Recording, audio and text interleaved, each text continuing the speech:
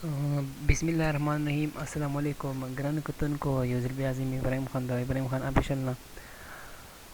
ګرانو کتونکو، په پریویس لیکچر کې موږ تاسو سره دا شیر کړي چې زموږ سره د سیویس کار څه دی.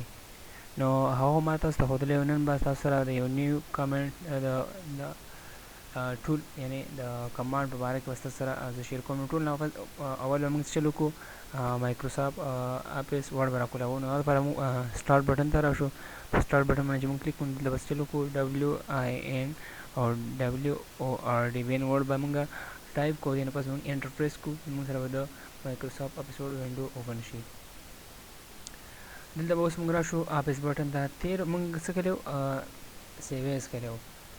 اوس موږ نوی کار چې کوم کوو هغه موږ په پرنټ کې کوو. چې زموږ سره د پرنټ څه کار دی. پرنټ کار زموږ سره دا دی چې موږ زه اول لږ ساعتې کې څه ټایپینګ یا څه کوم، نو د پرنټ په کمانډ کار باندې تاسو پوه شئ.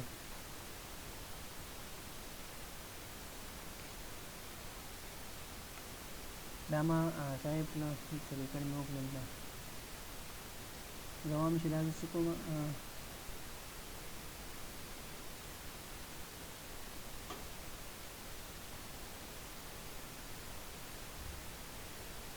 لیکل مې وکړل. دلته کې ما څه وکړل، دلته کې ما مختلف شیپ نن پکې انزر کړلو.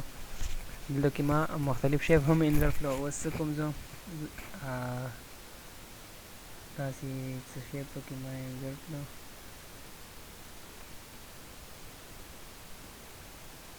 داسې به مې انزر کړو. داسې شو.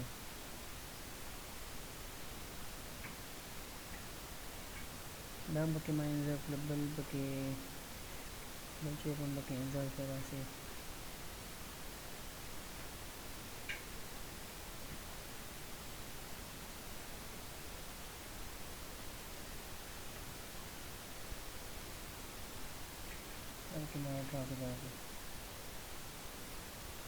که ما ډرا کړې داسې نو زه هم چې تاسو ته ښایم چې د موږ سره د فرنټ کار څه دی. نو موږ به دا لیکل مار څه وکړو.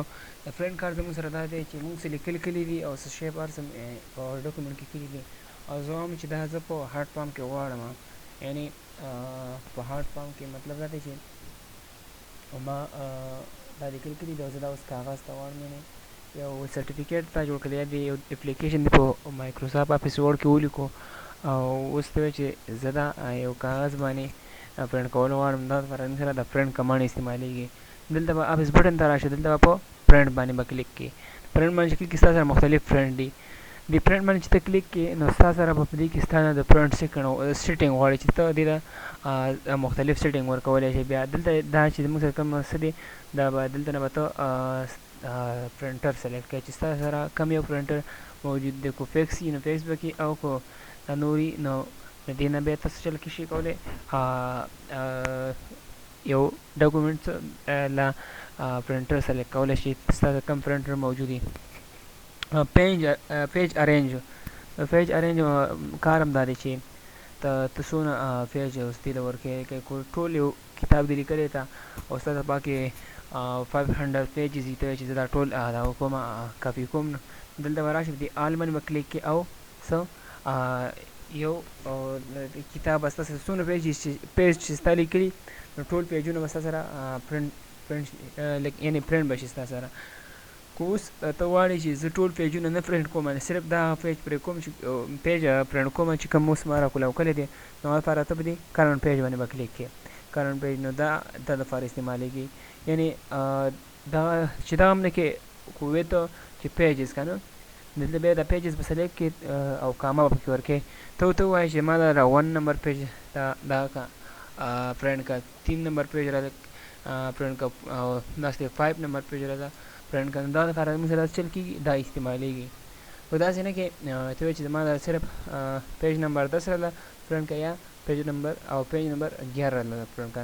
دا لپاره موږ سره دا د استعمالیږي دا پیجز. نو ته بیا پیجز چې وکړې چې کوم نمبر پیج ته پرنټ کول غواړې.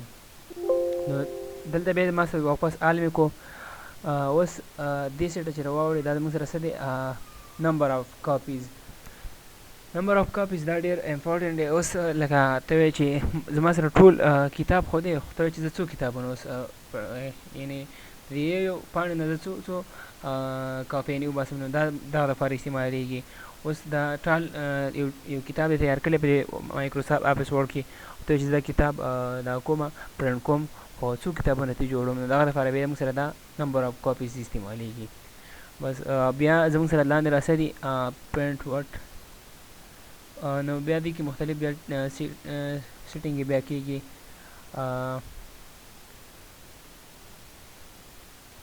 نو د نن لپاره همدومره کافي، انشاءالله بیا به د یو نوي ویډیو سره حاضر د الله په امان.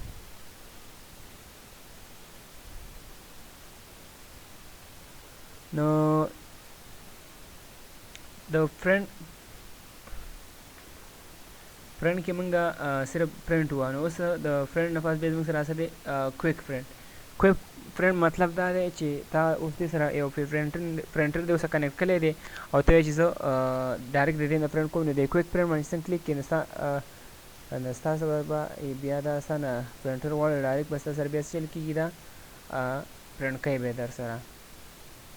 دا زموږ سره پرنټر سلیکټ نه دی ځکه دا اوس لوډینګ کوي. نو کویک فرنٹ د دغه لپاره استعمالېږي. دې نه پس بیا زموږ سره څه دی فرنٹ پریویو مطلب دا دی چې تا دا یو ډاکومنټ تیار کړو، ته وایې چې زه دا د فرنټ کېدو نه مخکې وګورم چې دا زما سره به پیج باندې به څنګه ښکاري. دلته به راشي په فرنٹ پریویو باندې چې څنګه کلیک کړې نو ستا سره وینه دا به بیا ستا سره چې کله ته دا فرنټ کړې نو دا به ستا سره داسې ښکاري. نو د فرنٹ پریویو کار همدغه دی. بس ګران کتونکو نورو لپاره هم دومره کافي، انشاءالله بیا به د یو نوي ویډیو سره حاضر وو. د الله په امان.